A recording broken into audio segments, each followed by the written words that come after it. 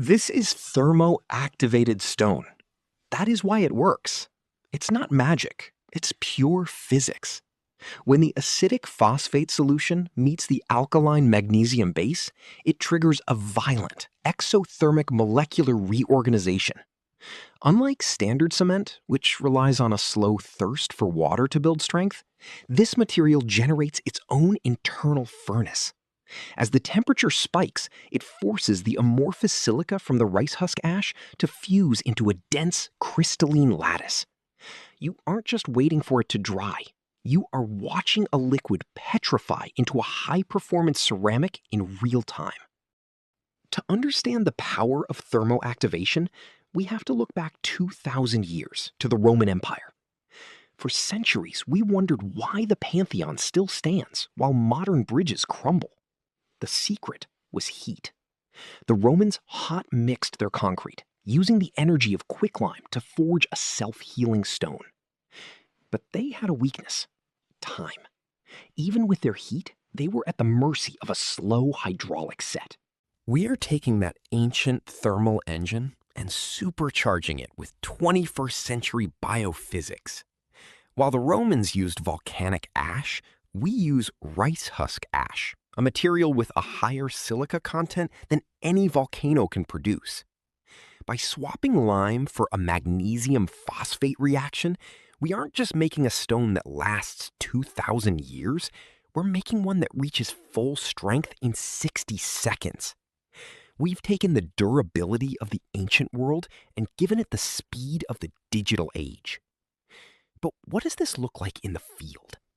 The moment this liquid hits a crack, it doesn't just sit there, it ignites. We're talking about an exothermic surge that weaponizes that silica into a structural shield harder than the bedrock beneath your feet. You can literally watch the thermal bloom on a heat map as it petrifies. By the time you finished your cup of coffee, the chemical handshake is complete. The silica lattice is locked, and you've just engineered a repair that will outlast the building it's holding together. Speed is just the beginning. This formula has a secondary set of survival traits that feel like something out of a comic book. 1. The Aquaman effect, hydraulic intelligence. While traditional cement is ruined by excess water, this biostone can be deployed directly into a flood. Because the reaction is a chemical flash freeze, it displaces water as it expands. It doesn't just survive in wet areas, it uses the surrounding moisture to temper its own thermal core. It's a repair that can harden while submerged in a storm drain or a leaking hole. 2. The respiratory shield, vapor permeability. Here is the paradox. It is 100% waterproof, yet it breathes. Because of the unique pore structure of the rice husk ash, the stone allows water vapor to escape while blocking liquid water from entering. It's like Gore-Tex for your house. It prevents the death trap of modern synthetics, where moisture gets trapped behind a patch and rots your structure from the inside out. 3. The self-healing lattice. Thanks to the excess silica in our forgotten archive recipe, the stone remains chemically active long after it sets.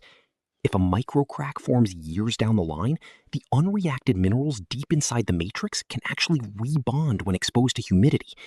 It isn't just a static object, it's a living structural defense system. To handle the power of the 1-minute stone, you have to respect the chemistry. This isn't mixing mud, it's managing a thermal event. If you get the ratio wrong, you'll end up with a pile of brittle dust. If you get the timing wrong, you'll be holding a bowl of smoking, rock-hard ceramic before you can even reach for your trowel. Here is the blueprint for the magnesium phosphate silica matrix. Precision is your only safety net. We use a dry weight ratio of 2:1. Part A, 60% dead burned magnesium oxide. It must be dead burned, calcined at over 1,500 degrees Celsius. If you use standard MgO, the reaction will be so violent it will practically explode. You need dead burned MgO, also known as refractory grade or sintered magnesite. It's been fired at temperatures exceeding 1,500 degrees Celsius until it becomes inert enough to control. How to get it? Look for suppliers of kiln linings or foundry crucibles. You can buy it in bulk from industrial chemical suppliers. If you're an extreme off-gridder, it can be produced by calcining magnesite ore in a high-temperature forge. But for this 1-minute reaction, industrial precision is your best friend. Part B, 30% monopotassium phosphate. This is the acid that triggers the lock. The source? You don't need a lab permit for this. Monopotassium phosphate is a common high-grade fertilizer, often labeled as 05234. How to get it? Visit an agricultural supply store or a hydroponic shop. It's used to boost bloom in high-value crops. It usually comes as a fine white crystal.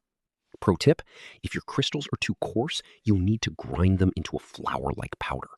The more surface area, the faster the 60-second timer starts. The secret sauce? 10% rice husk ash. This isn't a filler. It's the structural bridge that prevents the ceramic from shattering under impact. How to make it? You can't just use any ash. You need white rice husk ash. This is produced by burning husks at a controlled temperature, below 700 degrees Celsius, so the silica doesn't turn into glass, crystalline. If your ash is black, it's full of carbon. If it's white or gray, it's pure reactive silica. You are looking for that ghost gray powder that feels like silk between your fingers. Mix these dry ingredients until they are a single, uniform gray ghost. Now, the water. In the tropics, where the ambient heat is already pushing the chemicals toward their limit, you have to use ice-cold water. We use a water-to-binder ratio of exactly 0.18. That's less than 200 milliliters of water for every kilogram of powder. This low water content is why the stone is so dense. We aren't waiting for water to evaporate. Every single molecule is being consumed by the chemical handshake. The moment the water hits the powder, the activation window opens. You have exactly 90 seconds of workable life. Step 1, the agitation. You don't stir this, you whip it. High shear mixing is required to ensure the phosphate acid fully coats every magnesium particle. Step 2, the thermal bloom. Within 30 seconds, you will feel the heat through your gloves. The mixture will move from a slurry to a thick paste. This is the point of no return. Step 3, the injection. You must apply it to the crack or the mold immediately. Because it is an acid-base reaction, it will chemically bite into the existing substrate. It doesn't just sit on top, it fuses. The danger zone. By the 60-second mark, the internal temperature is spiking toward 80 degrees Celsius, 176 degrees Fahrenheit. If you are still holding the mixing bowl, it will become a thermal mass that can cause serious contact burns. You apply it fast, you smooth it once, and you get out of the way. You don't work this stone like cement. You release it like a force of nature. The most common mistake? Trying to clean your tools with water after the set. Once the silica lattice locks, water is useless. You have to clean your equipment within that first 60-second window, or your tools become part of the forgotten archive, permanently encased in biostone. This is the price of 60-second structural strength. It demands speed, it demands ice, and it demands absolute respect for the exothermic surge.